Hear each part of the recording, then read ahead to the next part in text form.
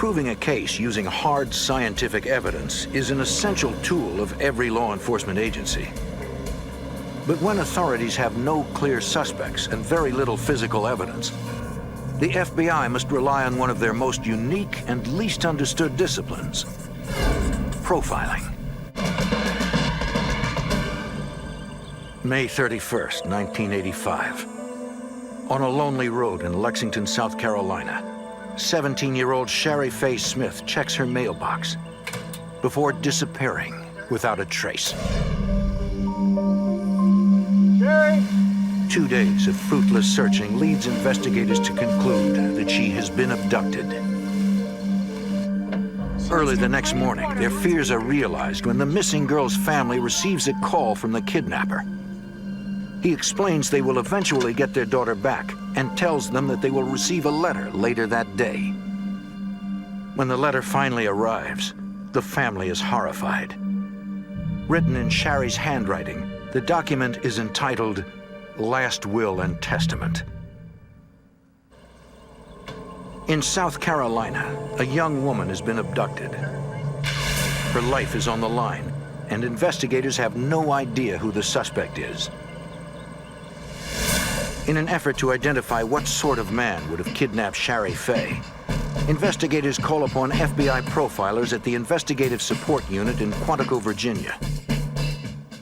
Profilers are veteran agents who receive specialized training in criminology and applied psychology.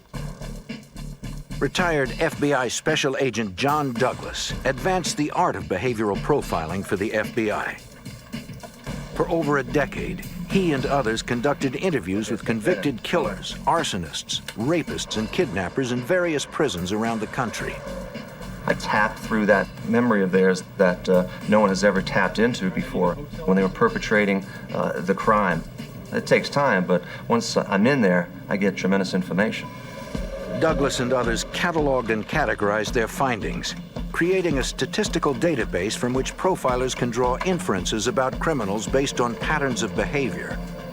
I'm very much like a doctorate in medicine, where I'm trying to come up with a diagnosis, and I'm going to rely on the thousands of cases that I've worked. I'm going to rely on the hundreds and hundreds of interviews of offenders who committed similar types of crimes. When creating a profile, Douglas needs to review all investigative materials, including preliminary police reports and crime scene photographs. You really need to have all the information relative to the victim. You have to do an analysis or profile of the victim. You ask yourself the question, why was this victim the victim of this crime? And then you look at the way the crime was perpetrated, the low-risk crime or high-risk crime. When someone asks for a profile, what they're looking for are physical and behavioral characteristics, which includes age, race, sometimes body typing, educational level, occupational type. Sometimes it may include right down to the type of vehicle the person will be driving, may include the overall behavior of the subject, whether or not he's very, very rigid, obsessive compulsive on one extreme, to being very, very sloppy and careless on the other. And so it can include sometimes as many as 100 characteristics in the overall profile. At the request of South Carolina authorities, Douglas turns his attention to the Sherry Faye Smith case and reviews all the case materials. What made the case unique was that we have a subject who's communicating with the family, which is very, very rare, very, very unusual. I felt good about it because when you have a communique, whether it's a written communique or a verbal communique, you can do an analysis of that, and it begins to paint a pretty nice picture of the type of person we should be looking for. It was as if he followed a script that was written out beforehand. Here is someone who will be very, very rigid, very, very orderly, very, very tight. After scrutinizing every detail of the abduction, Douglas generates a 22-point profile. The subject is likely a male with a prior criminal record and lives locally. The nature of the criminal beast is that they will perpetrate crimes and they will, as well as dispose of crimes in areas where there's some type of familiarity. Douglas also believes the abductor has feelings of inadequacy and compensates for that through violent actions. He feels like nothing. He feels like a nobody. And how can this nobody, this personality, this person who's probably overweight, low self-esteem, unattractive, how can he become somebody? He'll go after victims that there was no chance that he would ever come in contact with someone like a Shari Faye Smith. And so for the first time in their life, they can be powerful. 2 days after the kidnapper's last communication, he calls the family with specific directions to where they can find their daughter. Listen carefully.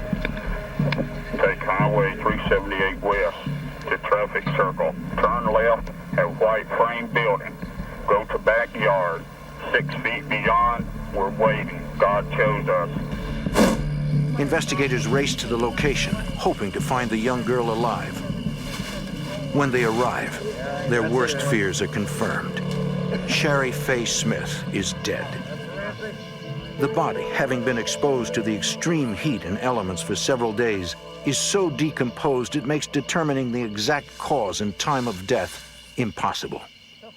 To the profiler, the detailed directions to Shari's body, as well as the condition of the crime scene, provides further insight into the suspect's mind. They told me that he had been out to that crime scene on several different occasions because he was very specific as to the number of miles and tenths of miles and number of feet where she can be found. It also told me that he had some criminal sophistication, because I believe what he did is he waited for her to go into advanced stages of decomposition, which would make it more difficult for law enforcement to determine cause and method of death. On the evening of Shari's funeral, the killer calls again and asks to speak to her sister, Dawn. Hello? This thing got out of hand, and all I wanted to do was make love to Dawn. I've been watching her for a couple of weeks. To who? In a chilling moment, the killer uses Dawn's name in place of Shari's. Investigators brace themselves for the possibility that this killer may be turning his murderous obsession towards Dawn.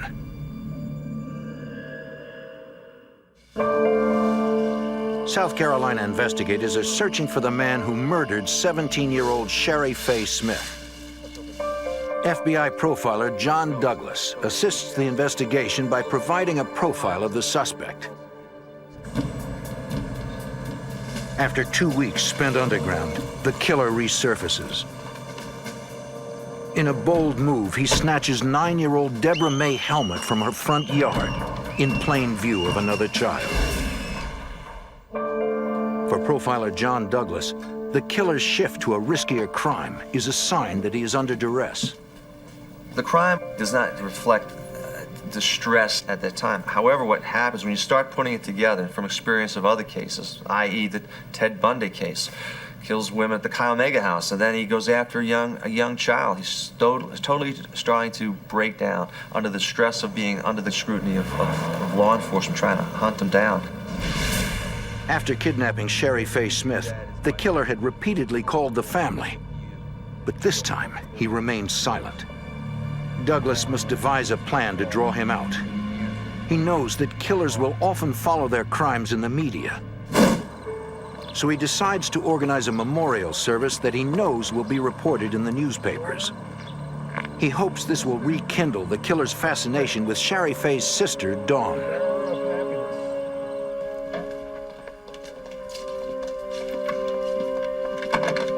The kidnapper takes the bait and makes a call to Dawn. You can't be protected all the time. Okay, God wants you to join Shari Faye. It's just a matter of time. Then, before hanging up, the killer gives Dawn a series of directions. Okay, listen carefully. Go 1 north, turn right. Deborah May is waiting. God forgive us all. Investigators follow the directions. There, they find the body of 9-year-old Deborah May Helmick. Douglas suspects the killer will likely try to abduct Dawn. Meanwhile, forensic scientists use a process known as electrostatic detection to read invisible indentations on Shari Faye's last will and testament. The information leads investigators to a suspect, Larry Gene Bell, a local blue-collar worker. Police interview people who know Bell. In learning about him, investigators find that he matches Douglas's profile exactly. Authorities arrest Bell. Forensic evidence and Douglas's profile help convict Bell of both murders.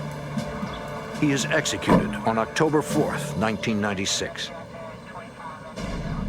In this case, Douglas was instrumental in identifying an unknown killer. Profilers can also confirm suspicions about known suspects. In 1983, Alaska state troopers are investigating the state's first serial killer.